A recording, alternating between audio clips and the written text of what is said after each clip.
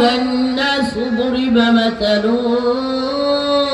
فاستمعوا له إن الذين تدعون من دون الله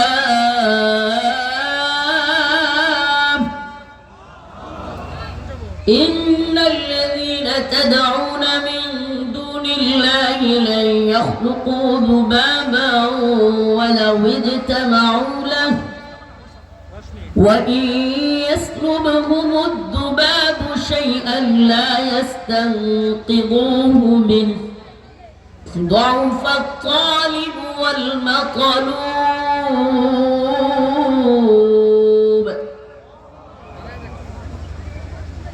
আল্লাহ রাব্বুল আলামিন বলেন, বান্দা ও দুনিয়ার মানুষ, আল্লাহ পাক এখানে ঈমানদার বলেন নাই, বরং মানুষ বলে সম্বোধন করেছেন। ইয়া আইয়ুহান নাস দুরিবা মাসালুন ফাসতামিউ লাহ, তোমাদের সামনে একটা উপমা দেয়া হচ্ছে, উদাহরণ। আল্লাহ পাক বলেন, আমি তোমাদের সামনে একটা উপমা, একটা উদাহরণ পেশ করছি। ফাসতামিউ লাহ, তোমরা সেটা মনোযোগ দিয়ে শোনো। আমি তোমাদের সামনে এমন একটা উপমা, এমন একটা উদাহরণ পেশ করছি, তোমরা তা মনোযোগ দিয়ে শোনো। ইন্নাল্লাযীনা তাদউনা মিন দুনিল্লাহ, আল্লাহ রাব্বুল আলামিন বলেন, তোমরা আল্লাহকে বাদ দিয়া, মিন দুনিল্লাহ, আল্লাহকে ছাড়া তোমরা যাকে ডাকো, লা ইয়াখলুকু যুবাবা, এরা একটা মশা মাছি, এই যে মশা উঠতেছে, মশা মাছি বানানোর ক্ষমতা এরা রাখে না।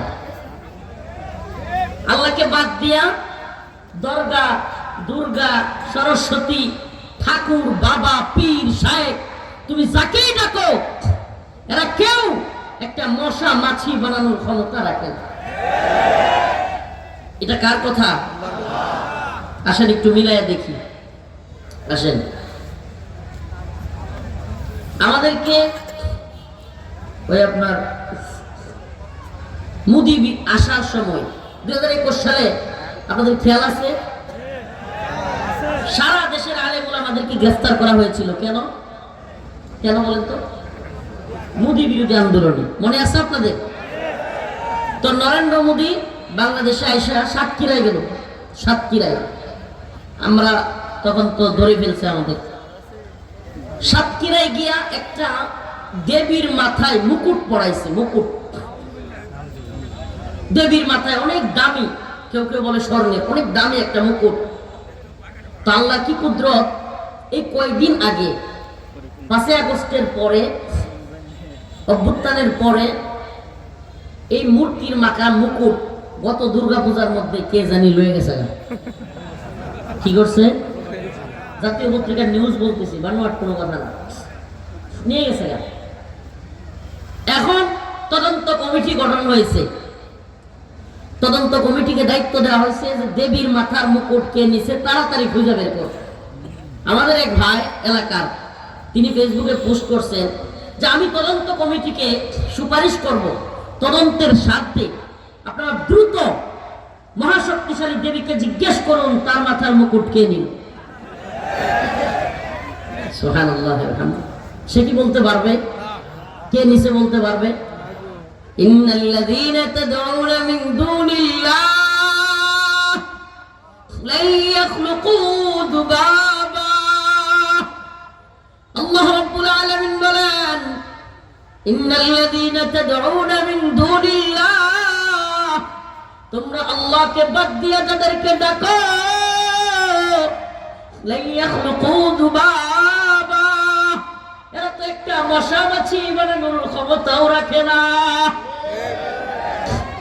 এই পৃথিবীর সমস্ত ক্ষমতাশালীরা একত্রিত হয়েও একটা মশা মাছি বানাইতে পারবে?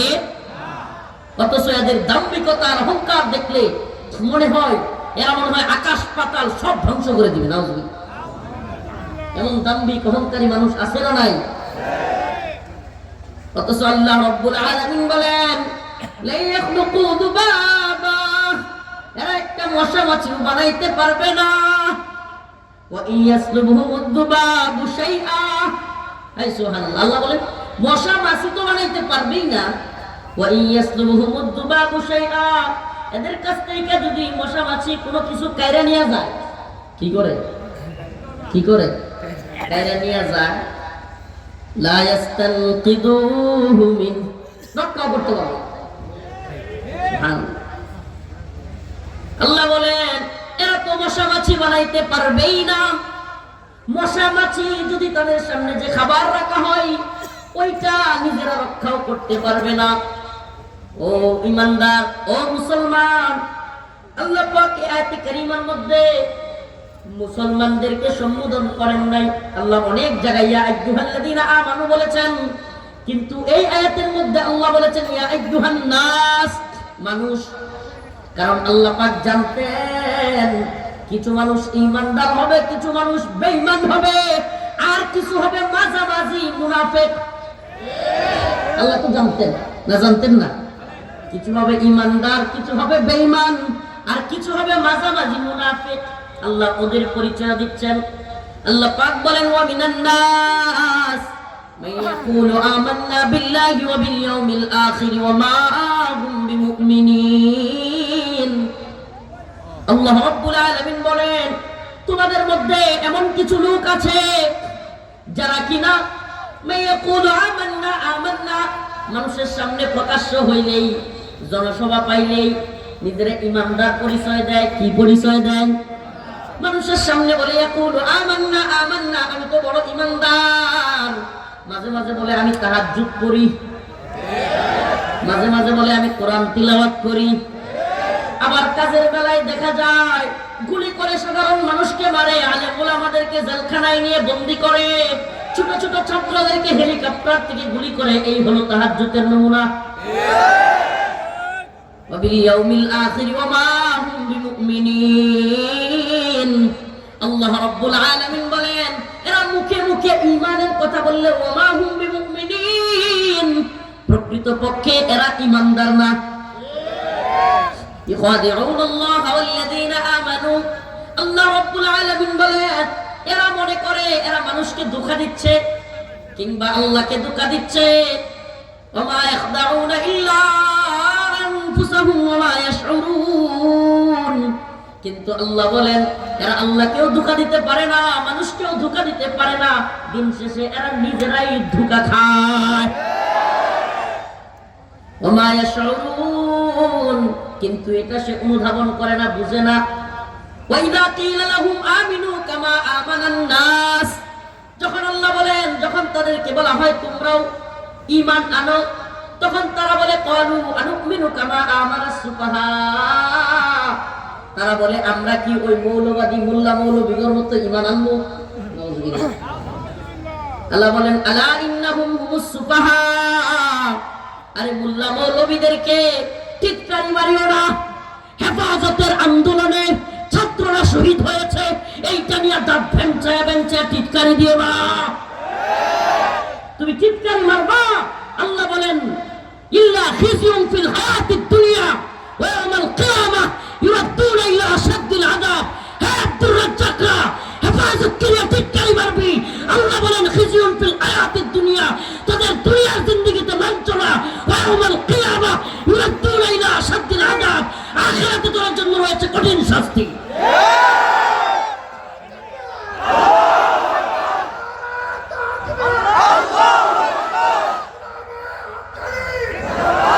উলামায়ে কেরামকে নিয়ে মাদ্রাসার ছাত্রদেরকে গুলি করে পাখির মতো শাপলা চত্বরে নির্মমভাবে হত্যা করে, পৈশাচিকভাবে যারা উল্লাস করে, এদের চাইতে খারাপ মানুষ পৃথিবীতে হতে পারে না। পৈশাচিকভাবে উল্লাস করে।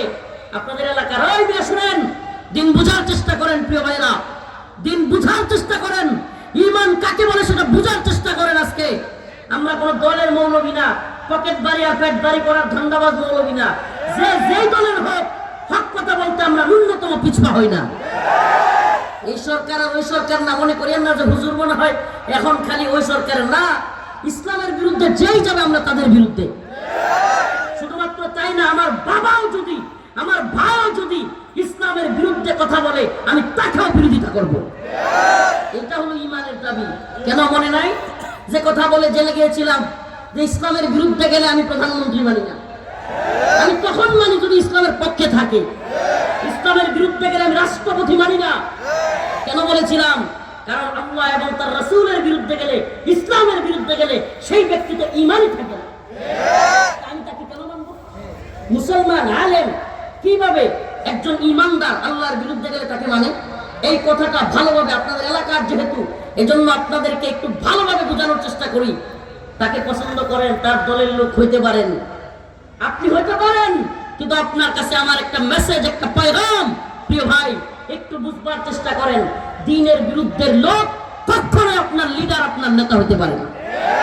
ইসলামের বিরুদ্ধে, আলেম উলামাদের বিরুদ্ধে যারা যায়, দাঁত ভেঙচায় ভেঙচায় যারা ইসলামের বিরুদ্ধে কথা বলে, আল্লাহ পাক এদের জন্য, আল্লাহ কোরআন বলতেছে ইল্লা খিজিয়ুন ফিল হায়াতিদ দুনিয়া, দুনিয়ার জিন্দেগিতে এদের জন্য লাঞ্ছনা, ওয়া ইয়াউমাল কিয়ামাহ ইউরাদ্দুনা ইলা আশাদ্দিল আযাব, আখিরাতে এদের জন্য রয়েছে কঠিন শাস্তি। আল্লাহর শাস্তি তো আছে, দুনিয়ার লাঞ্ছনা শুরু হয়েছে না? কথা কন না? এরা বলবে হুজুর আমাদেরকে এখন জেলে আসি বলে মজা নিচ্ছেন, আপনারাও তো জেলে ছিলেন। আমি বলি হ্যাঁ কথা সত্য, তা আমরা জেলে ছিলাম, ওয়াল্লাহি কসম করে বলি দেশবাসীর ভালোবাসা পেয়েছি। আমরা কারাগারে ছিলাম, আমাকে কাশিমপুর কারাগারের সুবেদার শরীফুল ইসলাম নাম মনে আছে, সে বলতেছে হুজুর কি বলবো, আপনারা যেই রুমে দিছি, আমাদের এই কারাগারে 2500 থেকে 3000-এর মতো বন্দী, সকলেই আপনাকে হাদিয়া দিতে চায়। সব হাদিয়া যদি আপনারা দেই, রুমে আপনি থাকতে পারবেন না, খালি হাদিয়াই থাকবে। এমন ভালোবাসা আমরা পেয়েছি।